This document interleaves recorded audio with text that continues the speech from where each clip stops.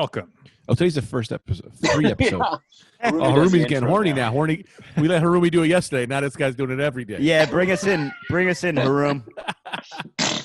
Welcome to the Rad Dudecast. My name is Brendan Air. No. Follow me on Instagram, AirBud, E-Y-R-E, Bud. Make sure you rate and subscribe, and check out the Patreon for 3 bonus episodes every week. Yes. Smash that subscribe. Yes. Yeah. Tell them to smash it, Harumi. Smash that subscribe, rate and like. Tell your friends. Rad Dudecast 2020. Yesterday, Harumi just goes, "Welcome to the podcast. I'm Brendan Air. How's everyone? Airbud.com." It was like a beat poem. Yeah. It was awesome. Yeah. Anyway, so Brendan, because before we hit record, we were talking about Greg's big bad fall, and then Brendan, you were going over it.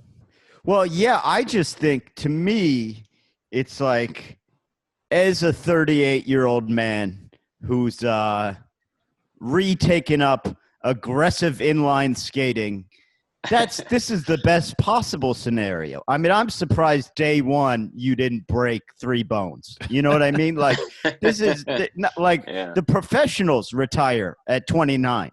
And you're just back out there, you're grinding, you're doing rodeo flips at least. Rodeo. That's like coming out of the house doing a rodeo on my feet. No, man. Long rest in peace, Brian Aragon, man. That guy quit at 29. He was the best. He quit after I quit, right? And then he had a whole career, and I came back, and I was watching a guy's retirement video who retired before. Does that make sense? Like in my entire absence, this guy had a career, and now I'm back. Right? Yeah. He still ain't back. No, you've outlasted them all. You know, that's the thing. A lot of guys said this guy doesn't have what it takes to be a top pro. You know, and that was true. You were one of the best amateurs, but you didn't have what it takes to make the tour. Maybe. Mm-hmm. That's not definite. You didn't try.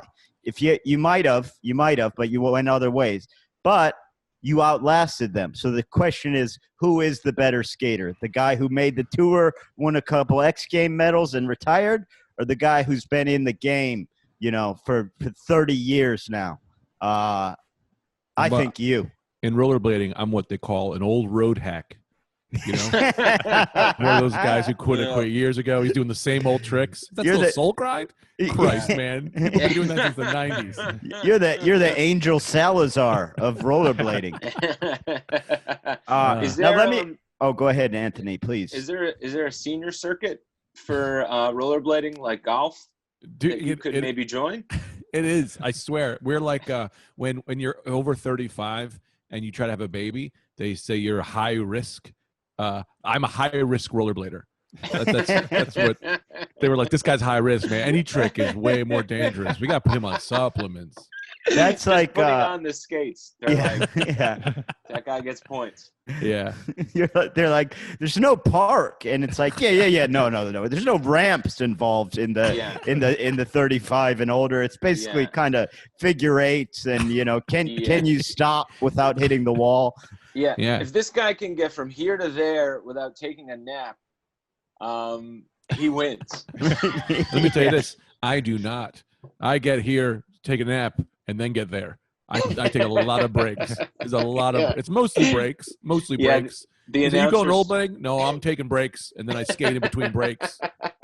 The announcers for like the normal X Games are like, man, if he lands this like 720, he'll take the games. And like for the senior tour, they're just like, man, if this guy doesn't get a heart attack for no real reason during this skate, he'll be on top. Yeah. Yeah, like, he's going for a high-risk move. He's lacing up the boots. Yeah. Should not be trying this at his age. He's attempting to touch his toes. I've never seen this before. He's actually taking his inhaler while riding. Usually guys like this will stop. Yeah. He appears to be attempting a grind. No, that's actually a grinder. He's eating a grinder.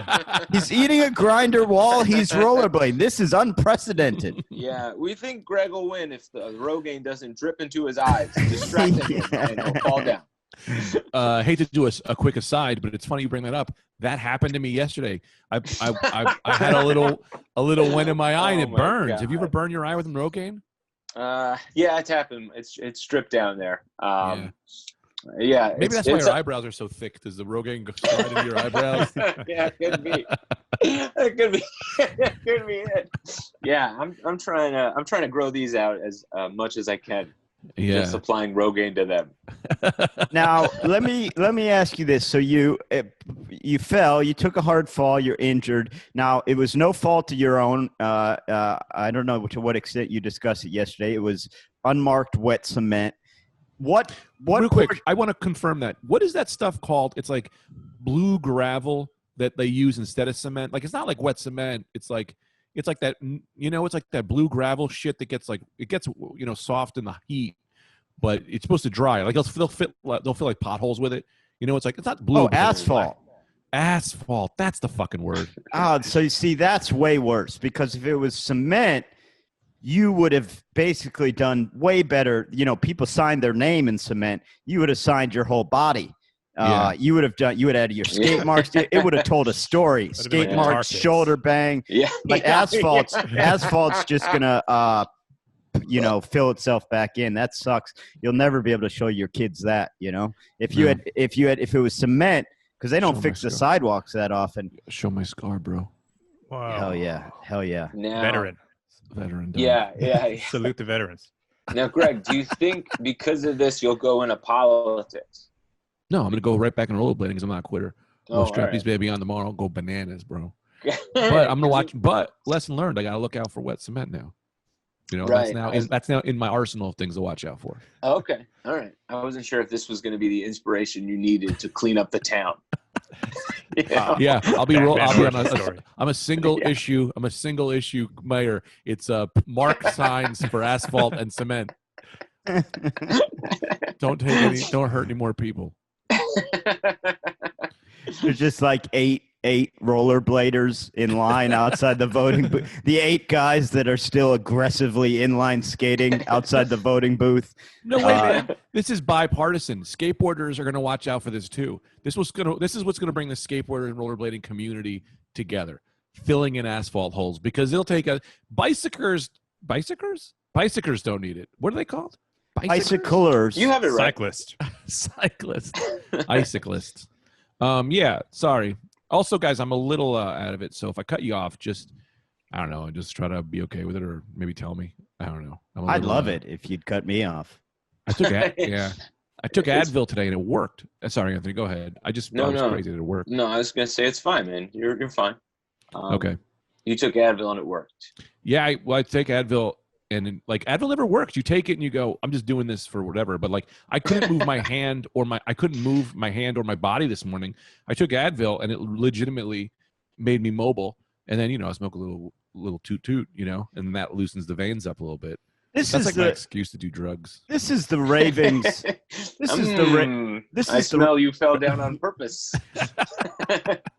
This is the ravings of a man who's never took Advil for a legitimate reason before, because it's very effective. Every time I've ever taken Advil, it's worked. No way. I think these other times you've taken it, you've just taken it without pain and been like, well, this is not getting me high or anything. Because every time I've taken it, it's been like becoming a better dancer. Yeah.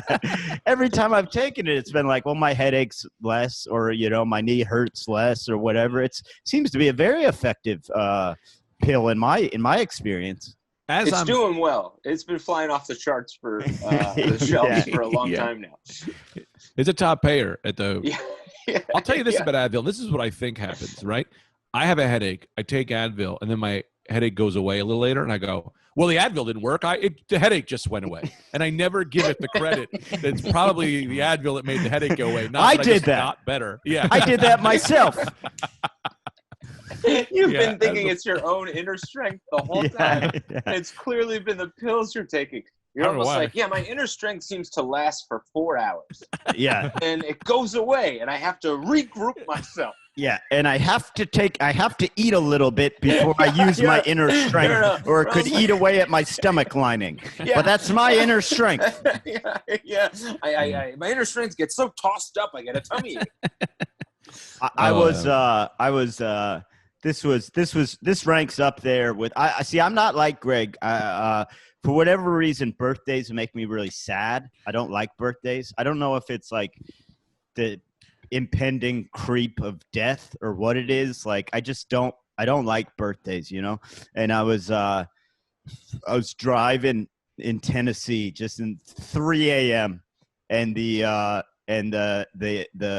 on my birthday, and the Adam Sandler's Chris Farley song comes on my shuffle, you know, and I'm just like fucking scream crying in my car, just scream crying, going down the freeway, windows open, just like, man, it's too late. I should have died a legend already. It's too late for me.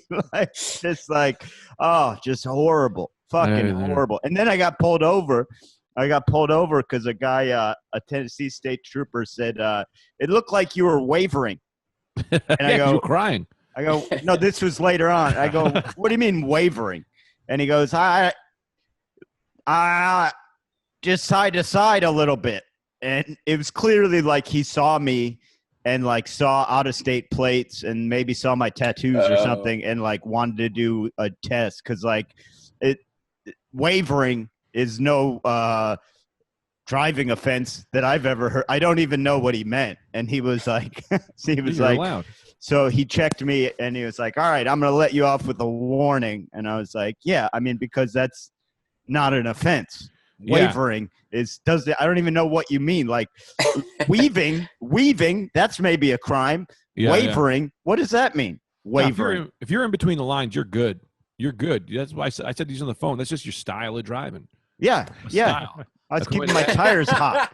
Yeah. Like if you watch NASCAR when they start, or IndyCar, they are all weaving back and forth real fast to heat up their tires. They heat up their tires that way. You ever see a kid who got new sneakers in 8th grade? I drive the way he walks, you know, like just showing off a little bit. Yeah, breaking him in, breaking him in, just breaking his car in. Did the trooper get excited that it was your birthday when he pulled you over? Because sometimes they do. He didn't say shit, which irritated me. I was like, this guy's going to say it's my birthday. Yeah. He's going to notice it. He didn't say shit, which makes me think he didn't do anything. I think he was literally just wanting to see if I was drunk. I don't think he looked at anything. Yeah. I don't think he just went back into his car. Maybe he was lonely. Waited the appropriate amount of time and came back out and said, hey, that's a warning. Just watch the wavering. And I was like, I'll keep an eye on it. You got to hand him your license the way you hand him a PBA card and just be like, and you'll notice today is my birthday. No big deal. But I don't know if you want to do anything about that, but it's just, it is my birthday. Not saying with that. Yeah. You go, what a day. What a date. With a ticket and a cupcake with a candle on it. He just goes, I have these in the car. Every guy. Happy birthday to you, B-Man. Yeah, man. What if Amy set that up? How cool would that have been? I've been furious because I'm all about my drive time. Okay, I keep careful tabs on my rate. I go exactly 9 miles per hour over the speed limit, which means you won't get a ticket. And I keep close time. I time my rest stops. Okay, I don't. If I'm getting gas, I don't allow for anything over a 7-minute stop, and I time everything. What happens if you're going beyond the 7-minute limit? Do you just wrap everything up and you just kind of deal with it in the car? What? I mean, no, but I get real down on myself. If I go beyond 7 minutes, if I don't fill up my gas, get a beverage, and piss within 7 minutes, I'm furious. I say, you just blew that pit stop. You just blew it, and now your time is fucked. Your time is fucked, you fucking idiot. I just have this idea of you're driving and a cop goes to pull you over, and out of nowhere another car comes out of the way, T-bones that cop, and then you look in the window and it's Amy. And she's like, "going, just go, just go." It's just like all he wanted for his birthday was a good drive time. That's all he wanted. Made it happen, dude. These guys, I think actually this year or the year before broke the. They just broke the record for driving from New York to LA. It's fucking crazy what they go through. They average, including stops, they average like over 100 miles per hour. And there's like a network of volunteers along the route. First of all, they drive a Benz, or I think it was a BMW. They drive a BMW, but they have the back rigged to look like a Honda Civic, so that it'll won't draw as much attention. And then the whole trunk is filled with fuel tanks, so they don't have to stop as much. And then they have a network of volunteers along the whole route that are spotting for police and also driving fast in front of them, so they'll get the ticket if the ticket comes. It's crazy how it's insane. Is the dude perfect? It seems No. like a dude perfect operation. Yeah, it does sound. They look like dude. They're guys that for sure watch Dude Perfect. They is eat what like the bothers- biggest sandwich of all time, then they drive across country. Yeah. But what's so idiotic to me is that they're like, oh, we have people who drive ahead of us, so they get the tickets. But as soon as they get to LA and Guinness is like, all right, prove that you did this, a cop could just be like, yeah, all right, well, we're giving you tickets for the fact that you've been doing 100 miles an hour from across the country. Like, Well, you're literally documenting what the crime you're committing. But they can't. They can't because they don't.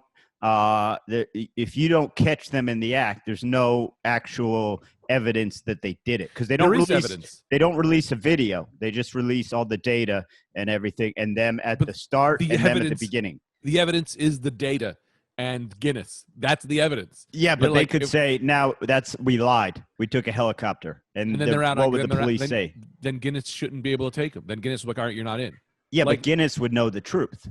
Then Guinness is going to be like, then I'm going to subpoena Guinness. If you have the real evidence, you know the truth, because you need to know. I mean, you're literally stating you're saying this is a fact. I did this, and then it's like I committed 100 murders. Then you go, okay, well, you can't find the bodies, so you can't get them. Well, you're in the Guinness Book of World Records for murders. You can't be in it unless you actually did it. I don't know if they accept those kind of ones. I And think they should if they're doing it. actually, the Guinness does not accept. These guys aren't in the Guinness book. Guinness doesn't Oh. accept anything that's a crime.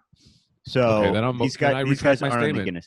Guinness. And the article I was reading, like it is borderline unethical because of I mean to average over 100 with stops and with slowdowns means there's portions where they're driving 130 135 but what these guys were saying is like it's much like the Autobahn. Like accidents happen because people aren't paying attention usually, not because of how fast they're going. So if you have laser precision focus and are very careful, driving 130 is not dangerous. It's the people that are on their fucking cell phones driving 80 that are dangerous. I don't know how true that is. I feel like driving 130 probably isn't the safest. Well, it's not safe because for two reasons. One, you're not the only one on the road. Right. You're still on the road with someone who's texting and going 30 Right. or having, or old or senile or just like lost a contact is driving himself to the ER.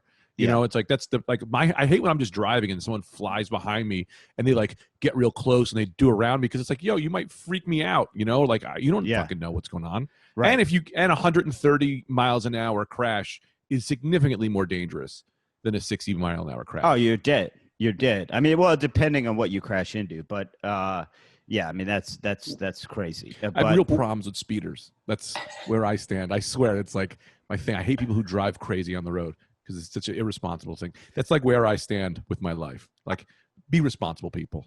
Well, I'm a speeder. I'm a known speeder, but I cruise control exactly 9 miles per hour over the speed limit because I found they generally will not stop you. Yeah, I'm not counting. They'll stop you at 10. They'll give you a ticket at 10 miles per hour over 9 miles per hour. They'll let you slide. And so I cruise control exactly at 9 miles per hour over the speed limit. Yeah, 9's okay. I'm saying like people were doing like 150 on the cross Bronx Expressway.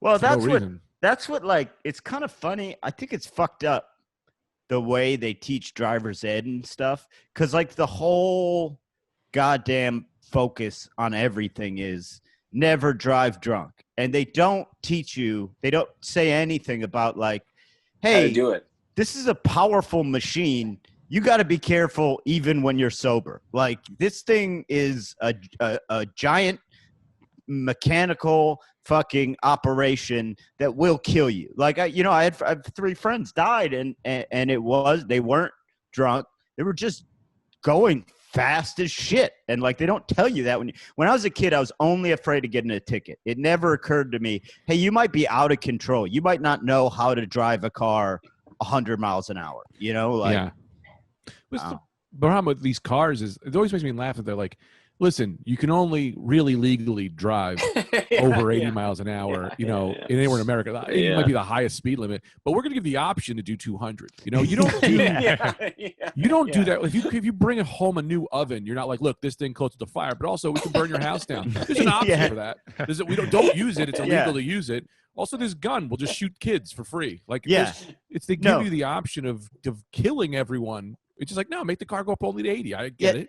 They literally put a governor on go-karts, which have a top speed of maybe 20 miles. There's 4 horsepower, and they don't put a governor on vehicles on the road that can kill people. Yeah.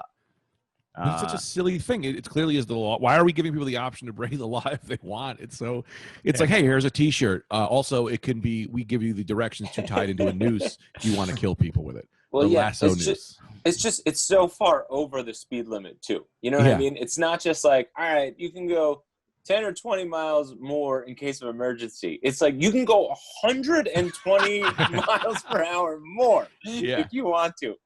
Yeah, also, Tesla has like insane mode, right? Isn't that what it's called? No, I don't know. You press a button and the car literally goes insane. But to the 120, what you're saying is like, yeah, like, and also, what do you got to do to unlock that? I don't know. Just buy the car. Like, there isn't like a test. Right. There isn't like, it's like you can do this whenever you want. You can go 200 miles an hour. It's crazy. Yeah, you don't have to consult with the car first. Yeah, I mean the car doesn't need. The car should be like, I need to hear a pregnant woman. You know what I mean? Like some kind of tip off for the car that then the car allows you to do it. Or like the car is like, I need to hear the desperation in your voice to try to get that booty. I do not see you approaching a ramp or giant gap that you need to clear. We're going to keep it at 60. Yeah. Is the Grand Canyon coming up? And are you wearing an American flag suit? Because it's not 65. We don't care that you're OJ Simpson.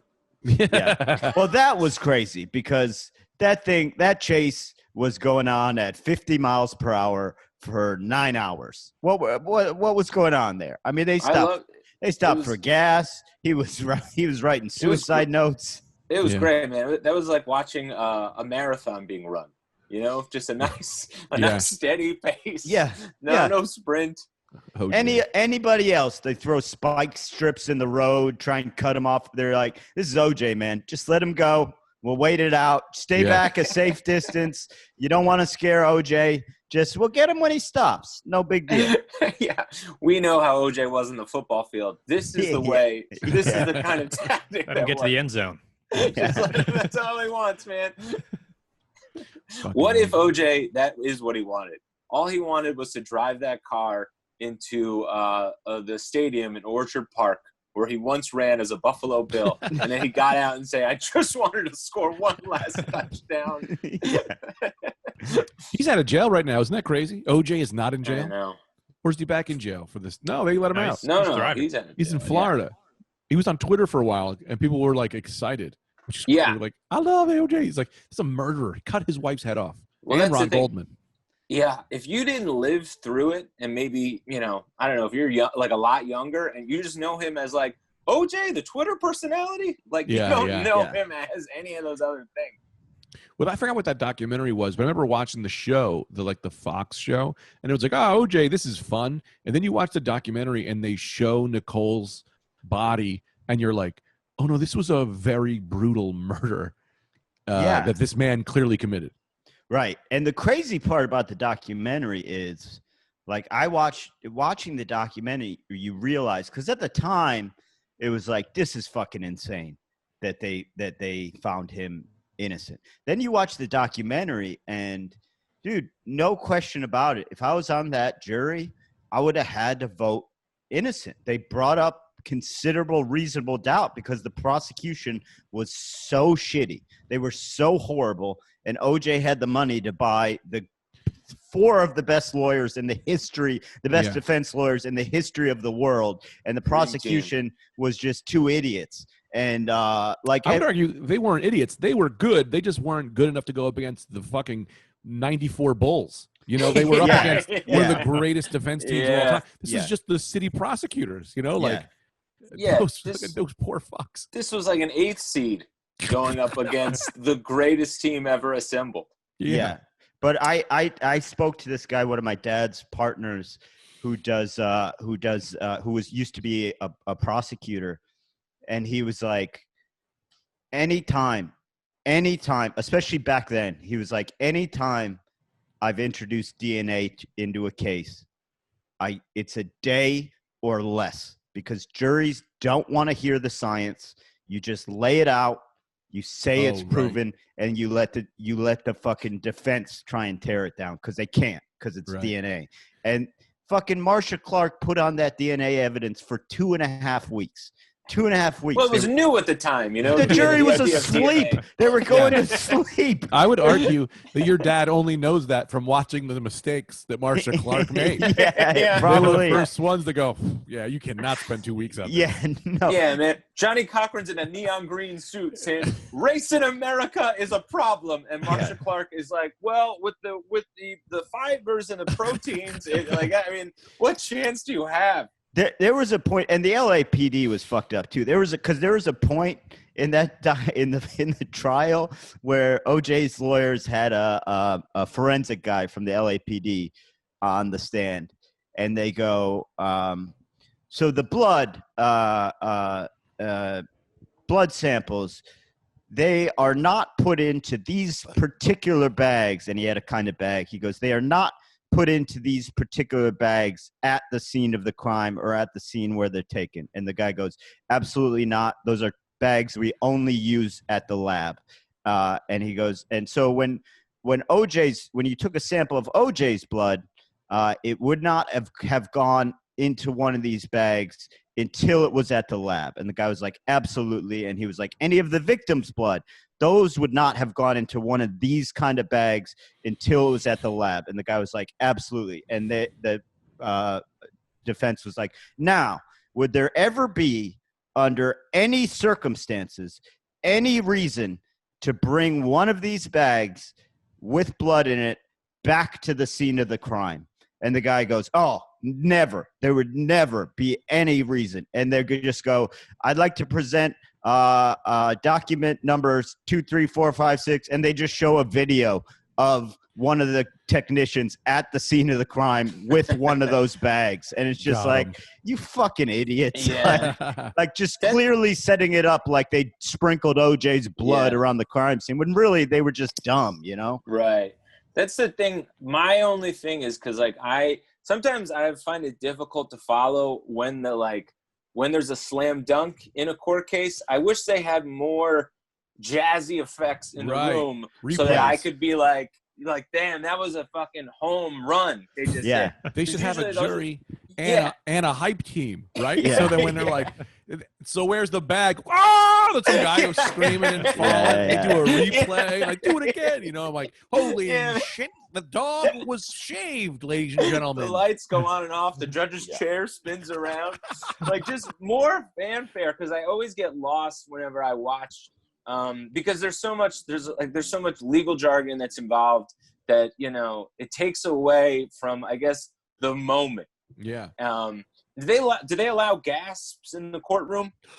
They allow them. they'll tell They you should to be more quiet. encouraged, like a sitcom show. Well, they need a the- warm-up comic like James to walk around with an applause and a gasp on. He's like, like keeping the crowd warm. You know, that DNA thing would have been better if they had a warm-up comic keeping them excited, about the DNA.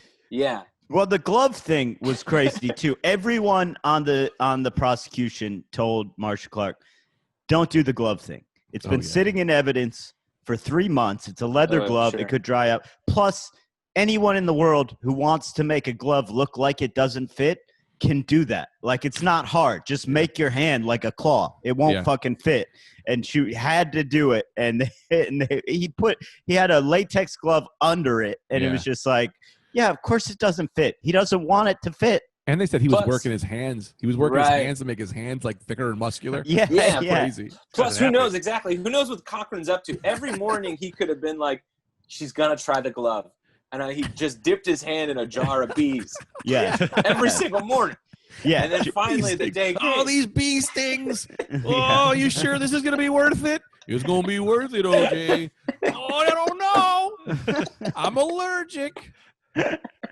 That's hilarious. They were sticking a hand in a jar of bees. Yeah, man. It's unorthodox, I know, but go with the bees. They're known to make it swollen. Yeah, Johnny, couldn't I just like bruise this? No, OJ, it's got to be the bees. If it ain't the bees, it ain't please. Yeah. I'm sure there were other rhymes that Johnny Cochran didn't get to say that he maybe tried to shoehorn in, but then was like, like sometimes on the podcast, like you'll have a line and then the thing goes and you're like, I didn't get to say the line I thought of, so you let it go. Oh, right. I'm sure there were those moments with Johnny. I missed opportunities. Missed opportunities. Yeah, like they had him put on Ron Goldman's glasses and it was like, if the man can't see, he must be let free. And they're like, Johnny, what does that mean? Those aren't his glasses. It's a good rhyme, though. Yeah, he's in another case 5 years later, and he's just like, if they didn't find him in a hole, then it wasn't Nicole. What are you talking about? That's from OJ. I never got to use it. I tried to bring it back. If you can't find the knife, the man didn't kill his wife. I'm just glad, like, F. Lee Bailey didn't try a rhyme. He wasn't like inspired and then did try to do his own thing. F. Lee Bailey, that was what's his name in the movie, right? They got Nathan Lane, right, to play F. Lee Bailey? Oh, yeah. I think so, yeah. He should have been more Nathan Lane. Hello, everybody. OJ is off. They should look. I get that that's who F. Lee Bailey is, but we hired Nathan Lane. Nathan Lane. Yeah. Hakuna Matata. Yeah, what a wonderful phrase in the middle of OJ. Excuse me. Were there any Broadway songs sung during the trial? Because we'd like to work that in. We've got Nathan Lane. We're paying him, so we're paying Nathan. Might as well. Yeah. That is true, man. I can't Isn't think of it neato, Mr. Judgeito? We've got a man accused of killing his wife. Did he do it? Did he not? Did he do it? Did he not? Did he do it? Did he not? Who played Judge Ito in the show? Mr. Miyagi. I think two lies. Two Yeah. immediate lies. Wasn't that the thing? Like Judge Ito, he liked being on television a lot. Yeah, he was bad too because Right. there was really no reason it should have been on TV. That didn't make Right. sense. That was unprecedented. Like the whole trial was fucked. Everyone fucked up basically. Like Except OJ. except Because he was innocent. Even OJ fucked up, they would say. I guess he murdered his wife. Everyone was, we all make mistakes. OJ, I ordered like cameras into the court. Yeah, that was silly. But it's also like, so one family doesn't get justice. That shit happens all the time. And was that what made Court TV a network, or they were already a network? No, that's what made them a network. They were like, it was like a thing that became a thing, and then they turned it into like Court TV. That was like the first time any of that shit was like all the way. You nail in the head. Wow. They also thought there was just going to be way more blockbuster trials. They're like, man, we started off with a bang, and really now we're just doing traffic tickets and shit. We heard Mario Lopez raped somebody, but turns out it didn't happen. Yeah, man, a case like OJ, it comes along one but a century. And these guys decided to become a television network off of it. Yeah, that is such a wild move. And then Court TV turned into True TV, right? I think so. Yeah, that's right. Yeah. And they were like, let's do it Impractical Jokers. Did they kill anyone? They were like, no. Then they were like, all right, well, we'll just have them do gags, I guess. So we should call Sal and be like, you should be thanking OJ. If OJ hadn't to kill his wife, you wouldn't be rich and famous right now. Yeah. Oh, yeah. I wonder if they have that weird relationship with it. They literally the OJ murders brought us Impractical Jokers.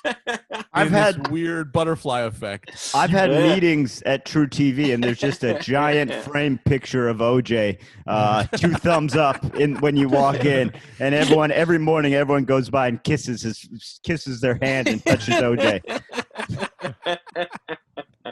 Like, without you, there would never be an Adam Ruins Everything.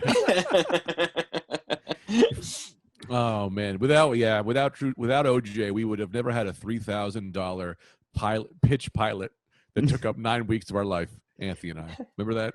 Yeah, that's the joke I was going for. That we once had a pitch pilot once.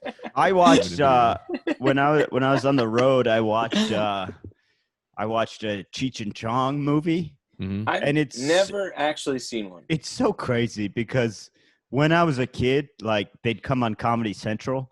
And I'd be like, this is mind-blowing comedy. This is unfucking believable. And then as an adult, you watch it and you're like, this got made? Just two guys just getting really high. That's the whole movie. Just a Mexican guy and a hippie that get high together and don't understand anything. And that's the whole premise. And they made like 10 movies. And it's crazy. You got to watch a Cheech and Chong movie and you're going to be like, I don't even think there's any jokes. It's just about how high they're getting. That sounds great to me. Yeah, it does sound good too. It's weird the movies that like the characters for whatever reason, like I think we've talked about this maybe before, but like the Ernest franchise, Cheech and Chong, they're just certain characters where somehow a studio, whoever just goes, we can just put these guys anywhere. Yeah. And it happens every now and again, and that's it. It's very strange why. Do we have any of them going right now? I don't think we do. I think it's sort of over. We do. We have two. And I want to argue that they're different because they're little. That formula, it's too easy to read now. Well, we've got a few. We've got Medea. You know, you can put Medea anywhere, right? Yes, that's what I was going to say. We have Kevin Hart, who I believe is they're just like put Kevin Hart in anything. Doesn't matter the movie. Just put him in anything he'll draw. And The Rock. You're saying like the guy transfers to other movies. Yes. Like the character. They're like, oh right, oh sure. So I think Medea is Kevin the Hart one. is the. They should do that where they just put Kevin Hart in different things as Kevin Hart. I think it's a great idea. Medea, you're right. And I would say the Fast and the Furious movies. Yeah, but that's definitely different because that's an ongoing story, like with a storyline. Like whereas we're talking about, I see what you're saying. They used to just pop 2 motherfuckers in a movie and like, you know, it was like if they did 30, dude, I lost my car. You know, right? Like they used to just pop the same 2 motherfuckers in a movie and be like, doesn't matter. Can I see the script? You don't need to. It's the same they went thing. to space. Yeah, Pauly Shore movies weren't even like sequels either. Yeah, there's no numbers on them. There's just like here's another one. Yeah, absolutely. Pauly Shore, they're in Europe. It's like Pauly Shore is the closest we have to Rick and Morty. So Pauly Shore is literally like every time you see a different Pauly Shore movie, it's alternate universe Pauly Shore. It's a Rick and Morty episode. It's like, oh, here's if he's in the dimension where he's got to be in the Navy now.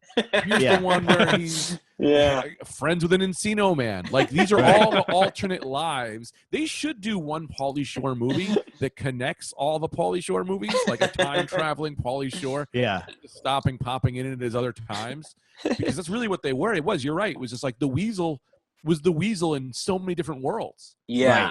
Right. You know? And we don't have that now. Because he was doing the same character, which is weird that there's like a guy who's supposed to be a different guy. He's supposed to be a different person altogether, but he's still saying like the wheeze and putting his mouth under the icy machine at 7-Eleven. You're like, hey, this was I know a guy from Encino Man that did this. Weird that the guy from Biodome also does this.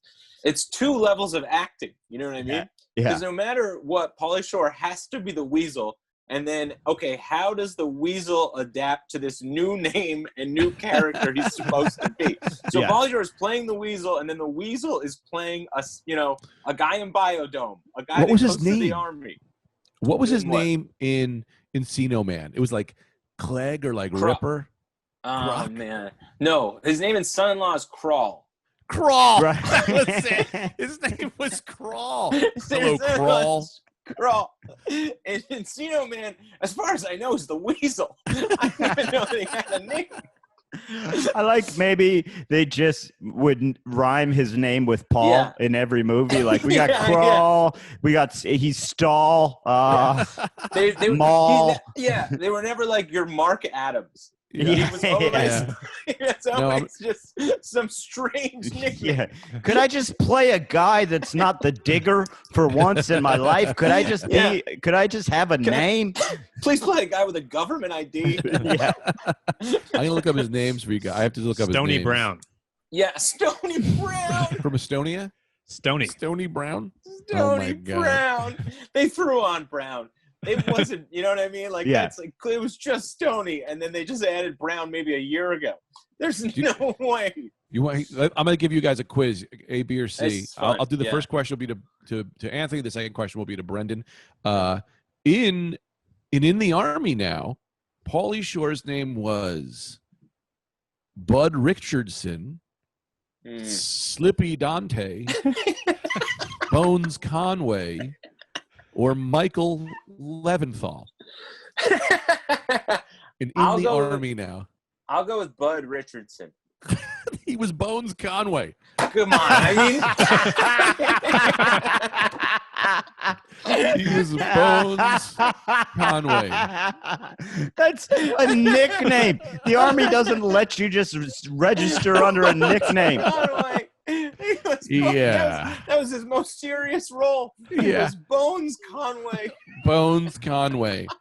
Oh my God. Oh man, that's so awesome. Brendan. Yes. All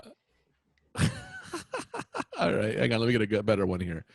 In Biodome, Pauly Shore name was A, Tommy Collins, B, Bobby Zarmouski, C, Rip, or D, Bud McIntosh. B. What was B? Bobby Zarmouski or something. Close. No, that was who he played in a Goofy movie. He was Bobby Zarmouski, but in Biodome he was Bud McIntosh, which is probably his most tame name. Bud. It's still Bud though. It's still weed related, you know. Stony Bud, Bud is his most formal name in his film career. Yeah, Bud McIntosh. Bud. If I wrote that name on a script, I would go, this is embarrassing. I clearly can't write names. Bud McIntosh. Hey, Bud McIntosh. What was Conway, Stony Brown, Crawl, and Bud McIntosh. What was who was he? First of all, his actual name is Pauly Shore. Yeah. Just be Pauly. Man. What's his name in Encino Man? That was what that's Stony Brown. Hermie said. Stony Brown. Yeah. Stony Brown. Okay. Stony Brown or the Wheeze. He was the Weasel in Encino Man because he was Stony Brown. Yeah. That name's not. That name's not enough. You know, it's like you're gonna make me up with all the other Stony Browns. I got to go by something else. You know, there's 15 Stony Browns in my 5th grade class. Call me Weasel. Yeah, Stony Brown. What am I, my dad? Wheezing the I'm just wheezing the juice. Quit wheezing the juice. Remember that classic? Yeah. Oh yeah. Yeah, they're gonna have to cut that part out of the movie. Well, For all those people still watching Encino Man. I like the someone who makes that case in the midst of like 30 Rock episodes getting canceled, The Office episodes, whatever, and then like somebody's like, and what about the Slurpee scene in Encino Man? And no one's standing up for that. Yeah. I hate to be Mr. Serious Thompson, but I hate that shit. Here's why I hate them cutting out those scenes in those episodes. I think I talked. Did I talk to you about it, Anthony? I don't know if I talked to you about it. I watched The Secret to My Success last night or 2 nights ago. This is like when I was on the road. In The Secret to My Success, the whole movie is okay. One, he's trying to work for his uncle and not know his uncle know it's him, so he doesn't get so he doesn't get in trouble. What is The Secret? I've never heard Secret to of My Success was a Fox. What's his name? Michael J. Fox. Michael J. Fox movie. The whole idea is that he needs a job. So he goes to see his uncle, who's like a head CEO. His uncle puts him in the mailroom, but then this kid essentially puts his name on an office and starts making CEO deals and becomes works his way up, right? But then also, this woman tries to fuck him. Turns out it's his aunt. And I don't know if he fucks his aunt or not. We think he might have. But in the movie, the whole movie is him trying to hit on Heather Slater, but she's like, leave me alone. I'm just trying to work. I need to work hard. And you watch it, and you go, this would never fly. This guy is the villain in this movie. He's pretty much just sexually assaulting this woman, and he's the hero in the 80s movie.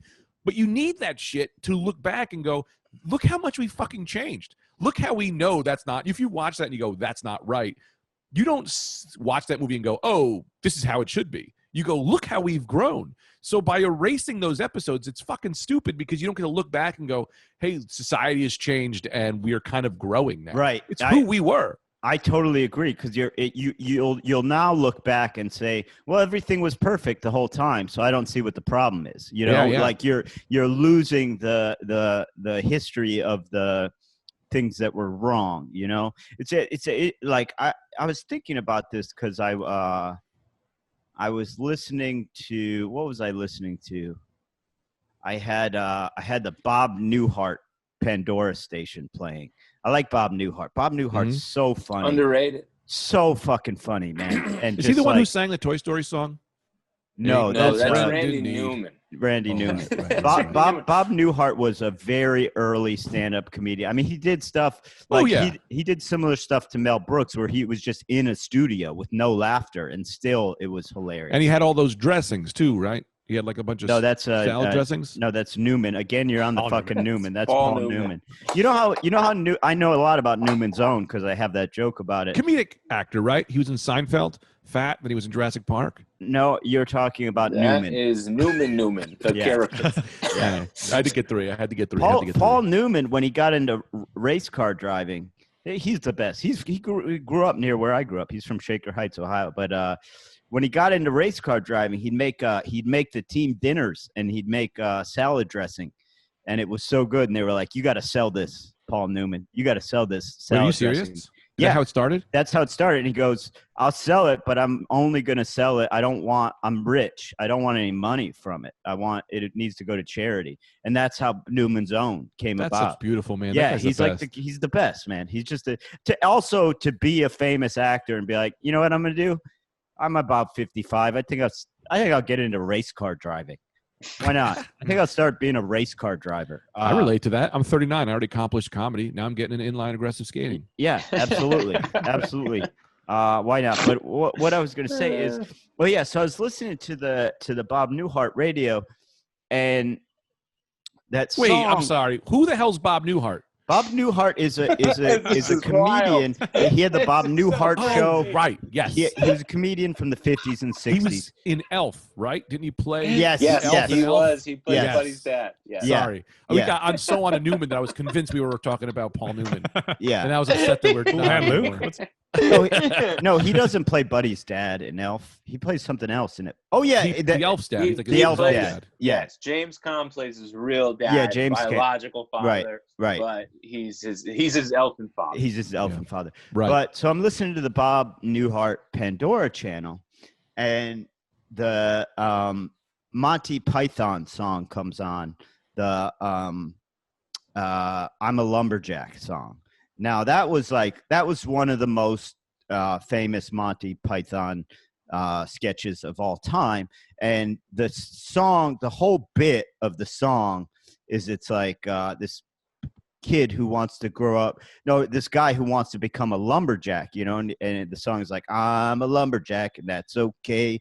I sleep all night and I work all day. And there's like a chorus behind him, right?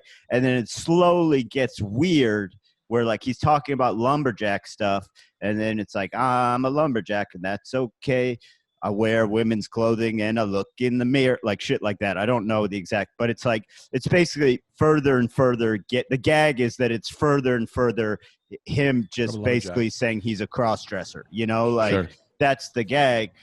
And I was thinking about it and I was like, this is funny because like, they're not making fun of cross-dressing.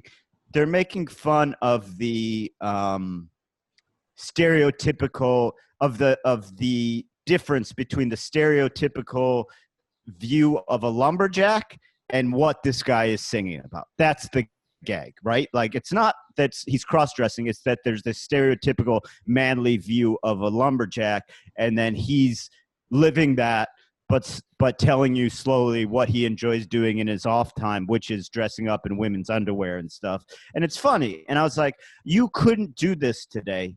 And I mean, first of all, Monty Python, they're too old to be canceled. Nobody cares, right? You know, like they're beyond that. But I was like, I don't think some of them are dead. Yeah. And I was like, I don't think you could do this bit. I don't think you could do this bit today. I think it would be considered transphobic. And I actually think that's wrong. I think they're playing on like the stereotypes. They're playing on like on the on expectation versus reality. I think that's the funny part of the bit. And sort of, I was thinking about it and I was like, I don't think you could do that anymore. And I think like there is a way to talk about that stuff that's funny, that's not offensive. Like he there was no judgment. It was like the guys in the chorus would get confused, like, because they were backing him up, and then he'd say the women's stuff, and he's a lumberjack, and that's so wait, what? Like, and It's funny, like, and I don't know that you could do that kind of stuff anymore, which I don't know how I feel about that. Well, another reason why that joke is working, and you have to acknowledge, is the fact that cross-dressing wasn't accepted at the time. Right. Yes. So it's also making a joke on the time. Like, This isn't like, look, at this time, this isn't an acceptable thing. And now people will get mad because they go, well, no, it's acceptable. Well, it's like, well, it's kind of acceptable. So we're not in the place now where you don't see color or you don't see, it's like, it's still there. So like that adds to the joke. It adds to the deepness of the hole that you try to build when you build a joke. That's that's what I call it. Build a hole, jump out, my style. Yeah. I like knock the floor out. I read your book, Greg. You read my book, How to Do Comedy. It's 3 pages. It's just my notes. Build a hole, jump out. Yeah. A lot of it sounds like ditch digging, but the message I get. I'd also like to add one last thing, is that Paul Newman went on to make Fig Newtons, which he called Paul Fig Newmans, which is the greatest invention. Like, I don't think that he even liked Fig. He was like, the name is so good, we got to figure out how to make them. I think it's one of those things. Don't forget Newmanos. They were just Oreos that were worse. Yeah, but Newmanos is it's like you're just throwing the name. With Fig Newmans, it's so close to Newton. Right. He also had to make them. Enough credit for discovering gravity. Who? Paul Newman. Paul Newman didn't discover gravity. Albert Einstein did. With his apple. Oh, his my bad. Who was the guy with Newton? I'm an idiot. Now I missed Isn't the that joke. what you were doing? Yeah, well, I forgot that Fig Newton was. I forgot that Newton was. There's 2 different Newtons. I didn't realize that's the Newton. Is that the Newton who created Fig Newton? Who's the Newton? Newton is a fun word. You're talking about Isaac Newton, who discovered gravity, which is always funny to me that he got hit by an apple and discovered it, because it's like, you never saw anything fall before. You know what I mean? Like, this is the first day you notice things fall down. It was the first. Yeah. But I love that idea, because I've been there. Something hit you in the head and you go, yeah, but why did it fall? No one had asked that question before. Yeah. Why did it fall? Why wouldn't it just stay there? Right? And you go, there's something must be pulling it. Well, now let's get into what the stars and space is. Jesus doesn't exist. It's all been lies. That's all happened under that tree. Also, they don't talk about the 2 teens that were behind him necking that he didn't take notice of. I wonder too if something else fell that he was too ashamed of to talk about. Right. That's how he realized gravity. So he just said the apple thing. Do you know what I mean? Yeah, he dropped his kid. He dropped his kid, and he was just like, "Well, it's not my fault. It's gravity. Gravity did this." You know, it was like you drop your kid, Fig Newton. Yeah, and then he just tells the story of the apple for the rest of his life. But like, he knows how he came up with it. Yeah. You look at his kid. He looks like the kid guy from the Goonies. Just like cum dripped out of his wife's pussy while she was straddling on top of him and hit him in the face, and he goes, "Oh, I see. There was a reason for that." Better come up with an apple story, bro, because this is not okay for the times. Some German was just shitting in his mouth. Like, why is this happening? And he was like, "Better come up with an apple." Yeah. Can't we? Yeah, go ahead and illustrate a German shitting in Isaac Newton's mouth if you want, and I would title it the discovery of gravity. Try and get that out to the science journals. Yeah. So Newton's a weird kind of guy if you really think about it. Apple. Why was he going to leave an apple tree? Apple trees aren't even that tall. I guess they're tall enough. What are you doing? Yeah, that's the thing. People were shorter back then, you know? They were. They didn't because in the Crusades they started extending people as torture, and it just kind of lasted. Well, that's what's fucked up is Napoleon was 5'7", which was above average height for a European man at that time, but they've come up with this concept of the Napoleon complex for short people who wanted power. And it's like, that's his whole legacy. The guy was one of the greatest military minds of history. And his whole legacy is being short and angry about it when he wasn't even short. He was above average height for the time. So a couple questions that should be answered.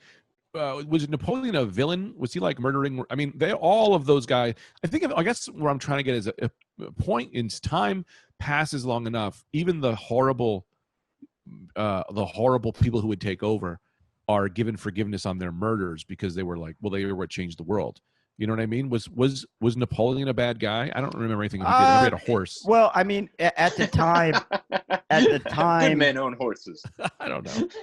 At the time, he was sort of probably involved in colonialism, as was everyone in Western Europe at that time. But primarily, he fought the English. You know, it was the French versus the English, and they were kind of both trying to expand their empires. So he wasn't doing any like particularly horrific things. I mean, he was probably taking over parts of Spain and shit like that, and trying to colonize people and things of that nature. I'm not a Napoleon expert, but he wasn't particularly heinous or anything like that. And he's considered one of the greatest generals of all time in terms of military strategy. I mean, they still study like his battles and stuff in military schools. But I don't know. I mean, none of those guys are probably particularly great, you know? Yeah, or bad. I still think we need to put more Columbus statues up. That's what I've been looking for. I'm trying to get one in front of my house. I like Columbus because he's a man who sailed, and I think all sailors should be celebrated. I tell you, Greg celebrates them every time they come into town, huh?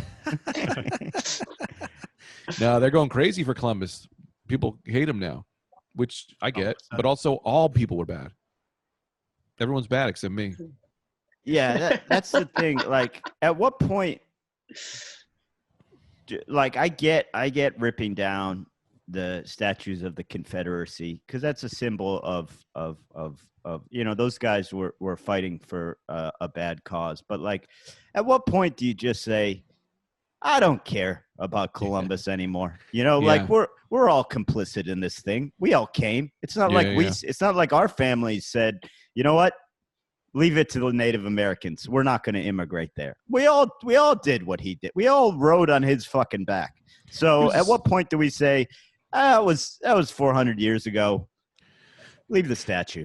I don't really care about the statues, but I'll tell you what I do care about is can't remember. Oh man, I'm just. No, I had a really good point and I forgot it. It's the What did you say, Anthony? No, I'm just watching Oh, you I remember. fade off into the distance. Yeah, no, I remember. My dad went to Black Lives Matter march, and we were like really happy for him. You're like, yeah, you know, you're getting your shit in, you know. And he's like, but you know, then they started tearing down statues, and then he followed a few people on Facebook that say Black Lives Matter, and then one guy came out and was like, we need to tear down Jesus because Jesus wasn't white. Tear down the Jesus statues. And my dad was like, what have I done? Who have I joined? You know, like he was like, I was all about this, but now you're like, they literally said a year ago, if you take down these Southern statues, they're going to go after Jesus. And I was like, that's crazy. And then one guy does it. One guy goes, yeah, I'm going after Jesus. And you're like, we're going to lose all our fans. We're getting all these new fans. Yeah. You know what I mean? Don't give that guy a voice at all. We're trying to win people over here, not fucking tear down Jesus. I mean, I think we should tear down Jesus, but not for those reasons. Yeah. But, you know, anyway, that's it. I just thought it was funny to see my dad like literally go click, click. Well, who have I joined? You know, like, what have I become? They're trying to tear down the man I love the most. Also, there's such a huge difference because, like, so you tear down a statue of like Robert E. Lee or some, you know, Stonewall Jackson or some Confederate general, right? That's a public place. Like that's like celebrated in some Yeah, like sure. Virginia's towns, like central. Like if you want to tear down a statue, you got to go into the church. Yeah. Like you got to break down the gate. Like it's not like there's just statues of Jesus around. Yeah. You have to break into some Hispanic woman's apartment and then throw out her candles. Yeah, exactly. Yeah, man. You got to go to the bodega and just smash every candle in there. Yeah, you got to take away some Guatemalan lady's loaf of bread. She thinks she sees him in. Dude, it's funny that you actually say that. My dad brought up a very good point, right? Because I was talking to him about it. And I was like, well, you know, Jesus. He goes, Jesus, of course, wasn't white. You know, my dad's like, I celebrate white Jesus, but of course Jesus wasn't white. You know, he was brown. He looked like Anthony. He said, he looked like your friend Anthony. That's what he said. And so then he goes, look up Our Lady of Nagasaki and look up Our Lady of Guadalupe. And Our Lady of Nagasaki is a Japanese Mary. Yeah. She's Mary, but she's Japanese. And it's like every culture, that's how you get cultures. You don't walk in and be like, hey, this brown guy is the Lord. You go, hey, he looks just like you. You know, if they went to a Weight Watchers meeting, it'd be Fat Jesus. Like, that's just what it would be. It depends on who you're trying to win over. You make the people look like those people. If they're kids, Kid Jesus. Kid Jesus. A 4-year-old with a beard. Greg, you would love this book. I for my drive, I read two, or I listened to two audiobooks. The one that was great that I've been meaning to read for years is a Neil Gaiman book. You know, and he's a big comic book guy, graphic novel guy, but a novel called American Gods. So good, dude. It's so good. I think they are making or have made a TV show out of it, but you would love the book because it's basically about like how all the gods that came to America with immigrants, like over the past like 10,000 years, like going all the way back to like, you know, basically cave people and all the different gods that came to America and how they live and thrive off of people's beliefs in them. And so as that belief has faded, they've basically like become like Odin is just like a fucking grifter. Like Odin and Loki are just like con men, and they're just like they've become like as fewer and fewer people remember them and believe them, they're losing their power as gods and are just becoming these like kind of American like just this fucked up. They're just spread out all over America. It's fantastic book. Do you know who's in the show? Who was the guy, Anthony, in John Wick? Well, yeah, in John Wick, he was the guy who owned the Continental. He was like, Mr. Wick, are you sure you want to do this? He talks like that. Yeah, what's that guy's name? He was in Game of Thrones. The guy from The Wire? Game of Thrones for like a second. I never saw The Wire. He's in one episode. He's the guy that runs the Continental. Once Harumi says his name, I'll know it. Great actor. Yeah, he's in American Gods. I love this guy. He was in. Are you talking about Stacy Keach? Ian McShane. Ian McShane. Yeah. Can you pull up a picture of McShane so I remember? Ian McShane is you know him from a million things. He's in American Gods, and he's a great actor, and he's got so much fucking charisma. It's crazy. What channel is that on? Because I'd like to watch it after reading the book. It's Hulu or Amazon. I think it might be. Okay. Yeah, one of those, or Stars. A dark horse. Definitely not on Stars. No, every now and again, Stars will surprise you with a show like Stars that. has got a few things. I wouldn't overlook that guy. Look at that picture. Yeah. Oh yeah, he's in Sons of Anarchy, I think. I like Pacino. Oh no, he's not. He's not in Sons of Anarchy. He does look like Pacino. What, Mr. Wick? I can't do it. Mr. Wick, you sure you want to do this on hallowed ground? Like he kind of talks like that. You want to do it like that? Yeah. Anyway, he's a great a actor. very like regal presence to him. I'd love to do a plug. I totally forgot about my good friend who I really cut my teeth on the road opening for this guy. Greg Warren, who's I got a lot of special Gregs in my life too, particularly Greg Stone and Greg Warren. But Greg Warren's got a special that came out today on Amazon. I think you can get it on iTunes. It's called Where the Field Corn Grows. I was lucky enough to be there when he developed a lot of the material. It's really, really funny. And it's something for those of you that have kids, which I think has just been Wyatt. But if you have kids, it's totally clean. You can watch it with your kids. It's really great. So check that out. Greg Warren's special dropped today. Oh, man. It's so funny you say this because yesterday we literally, Anthony, I said we have there's two people we had to promote because we did it on the Patreon, but like no one's going to listen, not as many. But Evan Williams put out his album on, so you can listen to that. Evan Williams and Sam Evans both put out albums essentially during this whole riots thing.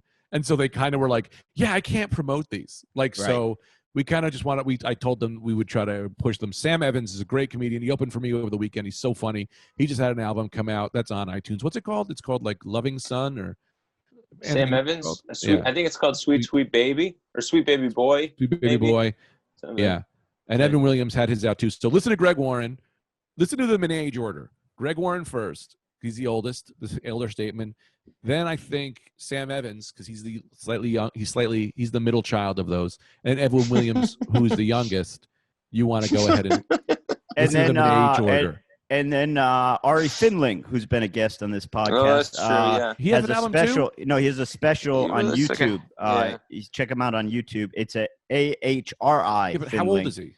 I don't know where he fits in. I don't know where he fits in. Right? Yeah. Probably older than Sam. Yeah, I don't know, though. So then I think so. Yeah, watch Ahri's Findling's album on YouTube after Greg, then Sam, then Evan, and then my nephew Jacob. He did a joke on YouTube.